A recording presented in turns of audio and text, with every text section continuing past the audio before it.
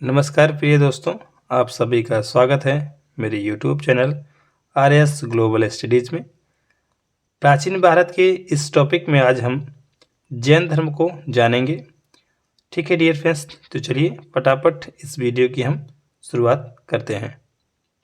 हम देखते हैं डियर फ्रेंड्स, जैन धर्म।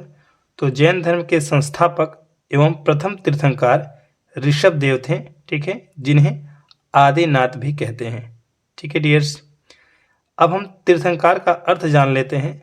तो जो स्वयं के तप के माध्यम से आत्मज्ञान प्राप्त करते हैं तथा जो संसार रूपी सागर से पार लगाने वाले तीर्थ की रचना करते हैं, उन्हें तीर्थंकर कहते हैं। तो जैन धर्म में कुल अब तक 24 तीर्थंकर हुए हैं। ठीक है, जिनमें से 3 प्रमुख हैं। वो कौन कौन से? तो प्रथम में ऋषभ देव, जिनका प्रतीक चिन्ह क्या है डियर फ्रेंड्स? सांड। 23वें हैं पार्श्वनाथ, ठीक है, जिनका प्रतीक चिन्ह है सर्प का फन। और 24वें हैं महावीर स्वामी, जिनका प्रतीक चिन्ह है शेर।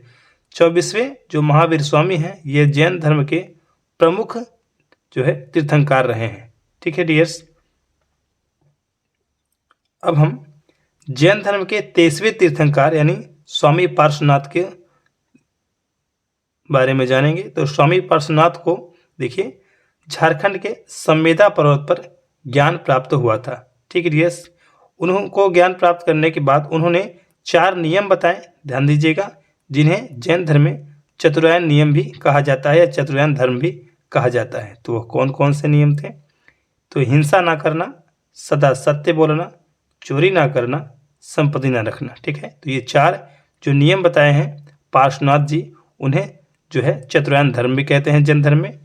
और ये है जो आप चित्र देख रहे हैं, ये जैन धर्म का देखिए प्रतीक चिन्ह है। तो इसे भी आप नोट डाउन करते चलिएगा। ओके डियर्स,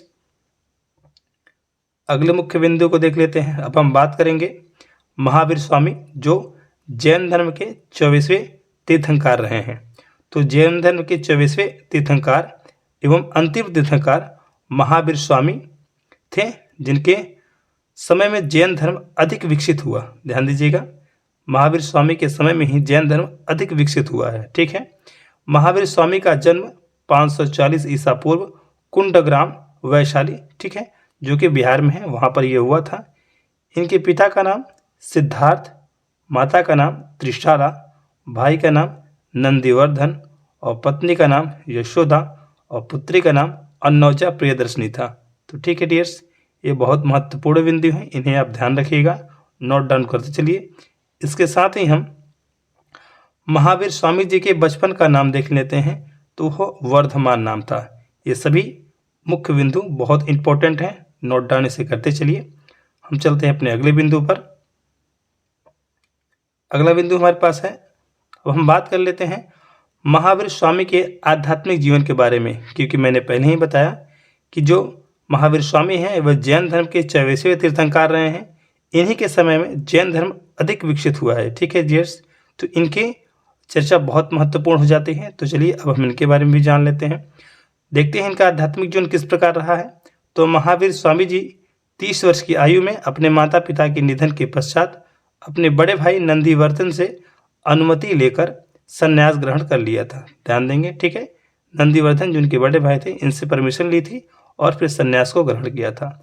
इसके साथ ही 12 वर्षों की कठिन तपस्या के बाद महावीर स्वामी जी को जो है ऋजुपालिका नदी के तट पर तथा शाल वृक्ष के नीचे ज्ञान प्राप्त हुआ था, जिसे जैन धर्म में कैवल्य कहा गया। कैवल्य का अर्थ मोक्ष भी होता है। ठीक है डियर्स, इसको ध्यान में रखिएगा। इसके साथ ही इसी समय में महावीर स्वामी जी को अरहत यानी पूज्य माने जाने लगा, और निर्गंथ यानी बंधनहीन, चिन्ह तथा विजेता। ठीक है, ये तीनों जो शब्दार्थ है बहुत महत्वपूर्ण है। अरहत यानी पूज्य, निर्ग्रंथ यानी कि जो है बंधनहीन, और जिनका अर्थ है विजेता। इस समय जो है महावीर स्वामी जी को यह कहा जाने लगा। ठीक है डियर्स, इसके साथ ही हम कुछ महत्वपूर्ण बिंदु को भी जानेंगे, देखते हैं वह बिंदु क्या है। तो महावीर स्वामी जी ने अपने उपदेश देखिएगा वह प्राकृतिक भाषा में दिए हैं। ध्यान रखिएगा, भाषा जो उन्होंने अपने उपदेश दिए हैं वह प्राकृतिक भाषा में दिए हैं। महावीर स्वामी जी के जो अनुयायी हुआ करते थे उन्हें मूलतः निग्रंथ कहा जाता था। क्या कहा जाता था? ने ग्रंथ कहा जाता था। इसके साथ ही महावीर स्वामी ने अपना पहला उपदेश राजगीर में दिया था। ठीक है, ये बिहार राज्य में है। इसके साथ महावीर स्वामी का जो प्रथम भिक्षु थे वो उनके दामाद जमाली बना। ठीक है, ध्यान रखिएगा, बहुत मुख्य बिंदु है ये। और प्रथम भिक्षुणी जो थी वह नरेश दहीवाहन की जो है पुत्री चंपा थी। ठीक है, तो लेडीज में चंपा और जेंट्स में देखिएगा वो जमाली था। ठीक है डियर्स, तो ये जो मुख्य बिंदु हैं इन्हें भी आप नोट डाउन करते चलिए। अब हम अपने अगले बिंदु को देख लेते हैं।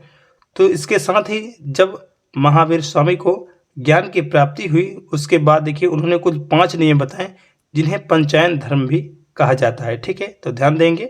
इसके साथ ही जैन धर्म के देखिए त्रिरत्न है। ठीक है, कौन से? तो सम्यक दर्शन, सम्यक ज्ञान और सम्यक आचरण। और इनका जो पंचायन धर्म है वह 5 महाव्रत भी कहलाता है। तो ध्यान देंगे, वो पांचों ये यहाँ दिए गए हैं। पहला है अहिंसा, दूसरा है सत्य वचन यानी सदा सत्य बोलना, तीसरा है आस्तेय यानी चोरी ना करना, चौथा है अपरिग्रह यानी संपत्ति ना रखना, पांचवा है ब्रह्मचर्य। ठीक है, तो ये जो 5 नियम है, ये 5 महाव्रत है, ये पंचायन धर्म भी कहलाता है जैन धर्म का। तो ये बहुत मुख्य बिंदु है, इसे आप नोट डाउन करते चलिए। ठीक है, इसके साथ ही देखते हैं कि जैन धर्म में ईश्वर की मान्यता नहीं है बल्कि आत्मा की मान्यता है। ठीक है डियर्स, इसको ध्यान में रखिएगा। महावीर स्वामी ने मूर्ति पूजा और कर्मकांड का पूर्ण विरोध किया था। ठीक है, वो इसे नहीं मानते थे। इसके साथ ही महावीर स्वामी ने पुनर्जन्म को माना और पुनर्जन्म का सबसे बड़ा कारण आत्मा को बताया। तो ये जैन धर्म के कुछ महत्वपूर्ण बिंदु थे जिन्हें अभी हम जान रहे थे। इसके साथ ही 72 वर्ष की आयु में महावीर स्वामी की मृत्यु, जिन्हें निर्वाण भी कहा जाता है, उनकी मृत्यु को निर्वाण कहते हैं, 468 ईसा पूर्व जो है उनकी मृत्यु हो गई थी। ध्यान दीजिएगा, कहाँ पर? तो बिहार के पावापुरी में। ओके डियर्स, 468 में हो गई थी बिहार के पावापुरी में। ठीक है डियर्स, अब हम देखते हैं कि महावीर स्वामी के जो अनुयायी थे वो 2 भागों में विभक्त हो गए हैं। ध्यान दीजिएगा, तो पहले जो थे स्थूलभद्र, ये एक अनुयायी है, और एक है भद्रबाहु, ये दोनों अनुयायी हैं। इन दोनों ने अपने अलग अलग जो है अनुयायी की शाखा को प्रकट किया था। तो जो स्थूलभद्र हैं वे देखिए श्वेतांबर को ग्रहण करते हैं, और जो भद्रबाहु वे दिगंबर हैं। श्वेतांबर में क्या होता है, यह जो साधु होते हैं, या संत होते हैं, यह जो है वस्त्र पहन करके जो है कैवल्य को प्राप्त करते हैं, और जो दिगंबर होते हैं ये निर्वस्त्र होते हैं यानी नग्न अवस्था में। तो ध्यान दीजिएगा, तो श्वेतांबर का कौन किया? तो स्थूलभद्र, और दिगंबर जो है वह भद्रबाहु है। तो दोनों महत्वपूर्ण बिंदु हैं, ध्यान रखिएगा। स्थूलभद्र और भद्रबाहु, श्वेतांबर और दिगंबर, दोनों शाखाएं हैं जैन धर्म की। ओके डियर्स, अब हम अगले बिंदु को देख लेते हैं कि मौर्य काल में 12 वर्ष भीषण अकाल पड़ा, जिसके कारण भद्रबाहु अपने अनुयायियों के साथ दक्षिण भारत अर्थात कर्नाटक चले गए। उनके साथ मौर्य शासक चंद्रगुप्त मौर्य भी गए थे। ध्यान दीजिएगा, चंद्रगुप्त मौर्य श्रवण बेलगोला पर्वत यानी कर्नाटक में जो स्थित है वहां पर देखिएगा उन्होंने संलेखन विधि द्वारा जो है अपने प्राण को त्याग दिया था। इसको ध्यान दीजिएगा, किस विधि द्वारा? तो संलेखन विधि द्वारा। कौन त्यागा था? मौर्य शासक चंद्रगुप्त मौर्य। तो ये बहुत बार परीक्षा में पूछा जा चुका है। इसके साथ ही अब हम जैन समितियां या सभाएं को जान लेते हैं। तो जैन समितियां जो केवल 2 ही हुई हैं। ठीक है, इसलिए इस धर्म का जो है विकास बहुत कम हुआ है। देखते हैं वो समितियां कब कब हुई हैं। तो प्रथम समिति 300 ईसा पूर्व हुई थी। युवा स्थान कहाँ था? तो पाटलिपुत्र, वर्तमान समय पटना। और इसे कौन अध्यक्ष किया था? तो स्थूलभद्र ने किया था। इसके बाद जो दूसरी समिति हुई है वो 6ठी शताब्दी में है, लगभग 512 ईस्वी पूर्व हुई। ठीक है, कब ये कहाँ हुआ था? बल्लवी यानी कि गुजरात में। और इसका अध्यक्षता किसने की थी? तो क्षमा श्रवण ने किया था। तो ये बहुत महत्वपूर्ण बिंदु है, इससे आप ध्यान रखिएगा। तो ध्यान रखिएगा कि जैन धर्म के कुछ राजा भी अनुयायी थे जिनके नाम यहाँ नीचे दर्शित है, आप देख लीजिए। उदयन, वंदराज, चंद्रगुप्त मौर्य, कलिंग नरेश, खरवेल, राष्ट्रकूट के राजा अमोघ वर्ष और चंदेल वंश के शासक। तो जो ये प्रमुख नरेश हैं या राजा हैं ये जैन धर्म के अनुयायी थे। ओके डियर्स, अब हम अगले मुद्दे को देख लेते हैं। तो हम देखते हैं अब जैन साहित्य के बारे में हम जान लेते हैं। तो जैन साहित्य में जो साहित्य है उसे आगम कहा जाता है जैन की भाषा में। ध्यान रखिएगा, जैन साहित्य को उनकी भाषा में क्या कहते हैं जैन धर्म में? तो आगम कहते हैं। और आगम का अर्थ क्या होता है? तो सिद्धांत होता है। इसे आप ध्यान रखिएगा या नोट डाउन भी करते चलिएगा। तो जैन धर्म में कुछ यहाँ पर क्या क्या है, क्या साहित्य है, तो 12 अंग हैं, 12 उपांग हैं, 10 प्रकीर्ण हैं, 6 छेद सूत्र हैं और 4 मंगल सूत्र हैं। तो जो जैन धर्म के यह प्रमुख जो है ये साहित्य हैं, ठीक है। और इस साहित्य की रचना अलग अलग कालों में की गई हैं, सभी एक साथ नहीं किए हैं। इसे भी कई बार परीक्षा में पूछ लिया जाता है, ठीक है डियर्स। इसके साथ ही हम जैन धर्म के कुछ मंदिरों के बारे में जान लेते हैं।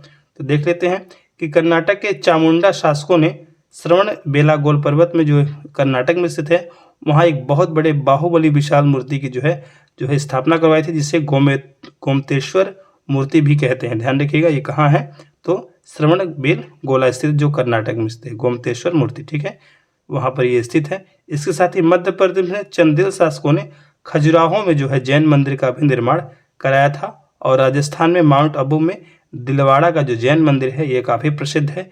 तो ये भी देखिए महाराजाओं ने इसे करवाया था। तो आई होप ये सेशन आपको बहुत अच्छा लगा होगा। तो मिलेंगे किसी अगले वीडियो में, तब तक